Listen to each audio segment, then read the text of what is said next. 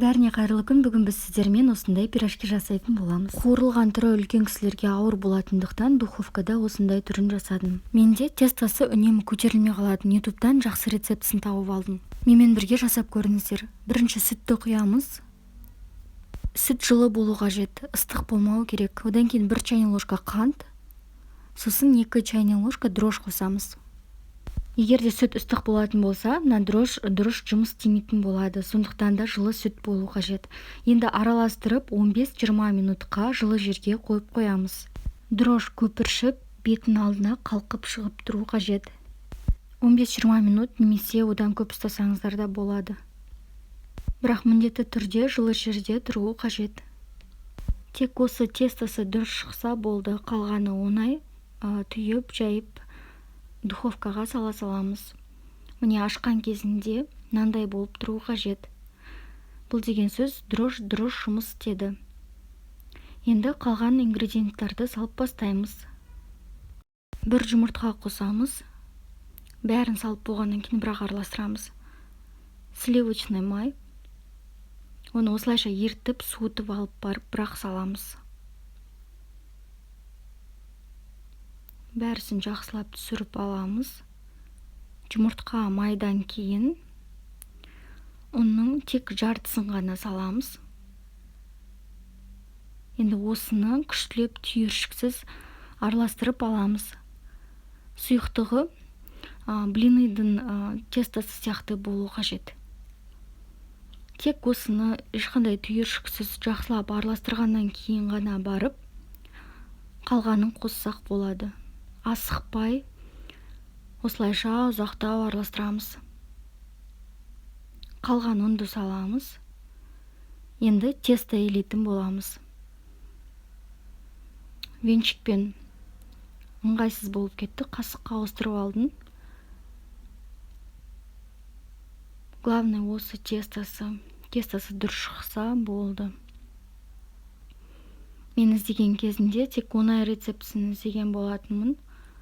Бір кореянканың рецептісін қолдандым. Ең соңында жұмсақ күшті болып шыққан кезінде қуанып кеттім. Бірақ мен үлкендеу етіп істеп қойыппын, соның кішкентай порция, кішкентай пирожоктар болу қажет. Тестоны илеп болдық. Енді бетін жауып қоямыз да 1 сағатқа қойып қоямыз жылы жерге. Өзі күштетіп көтеріліп тұра береді. Енді ішіндегі начинкасын дайындаймыз. Оған осы капустаны майдалап турап аламыз. Міндетті түрде майдалап аламыз, өйткені басқа сатып алынған пирожкиларды қарасақ, олар ішінде іртік болып жүреді. Жегенге ыңғайсыз, жеген келмейді. Осындай сүйкімді әрі жегенге ыңғайлы болу үшін міндетті түрде майдалап, күштілеп тураймыз. Капустадан кейін сәбізді үкіштен осылайша өткізіп алсақ болады.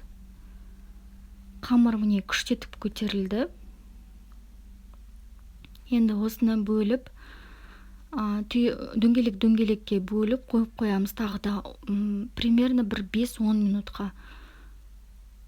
Өйткені ол тағы да көтерілу қажет. Қазір мен көрсеткендей етіп, осылайша дөңгелектеп қойып қоямыз. Бетін матамен жауып қоямыз. Қарысып қалмас үшін. Алдында мен тестодан булочка жасаған кезінде басқа бір тестодан көтерілмей, булочка дәмсіз, сондай қатты болып қалған болатын. Осы тесто қатты ұнады.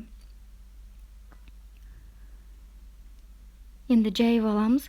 Мен жайған кезінде кейбірлерін қатты жұқа жайып қойыппын. Піскен кезінде олар жаңағы капустасы шығып кетіп тұрды. Сондықтан да мынаны қатты жайып тастамаңыздар. Кішкене средний қалыңдау болып тұру керек. Примерно осындай болса жеткілікті. Слишком жұқа болса жыртылып кетуі мүмкін.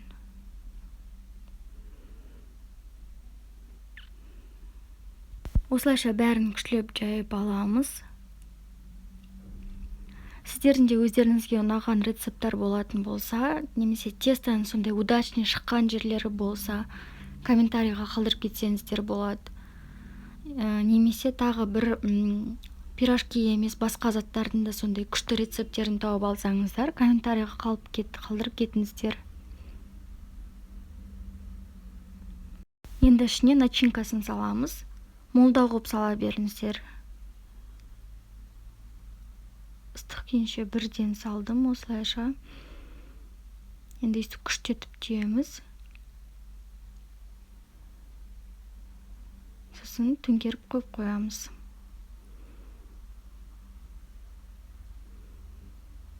Міне осылайша етіп бәрін істей береміз. Начинкасына пюре қоссаңыздар да болады. Пюрені жаңағы картошкаға сүт қосып, май қосып, күштетіп жасасаңыздар болады. Бірақ та бұны балалар, үлкен кісілер жейтін болғандықтан майды орташа қосу қажет, көп қосып қажет емес. Мынау тестасына да, начинкасына да майды қосқан кезінде кішкене аздау етіп қосыңыздар. Міне бәрін осылай жасап қойып қоя береміз. Мен пешке салған кезінде оны қыздырып алып салдым 180 градуста. 45 минуттай тұрды примерно. Үстіне нені жақтым? Жұмыртқаның сарысы мен ағын екеуін бірге араластырып жақтым. Сол кезде осылайша қызарады. Мен алдында тек сарысын ғана жаққан кезінде онша дұрыс болмайтын. Екеуін араластырған кезінде күшті шықты. Алдындағы тесталарым дұрыс шықпағандықтан мынаны жасаған кезінде күшті шығады деп ойлаған жоқпын. Каналға подписаться етуді ұмытпаңыз, сіз де басқа рецептпен бөлісіңіз.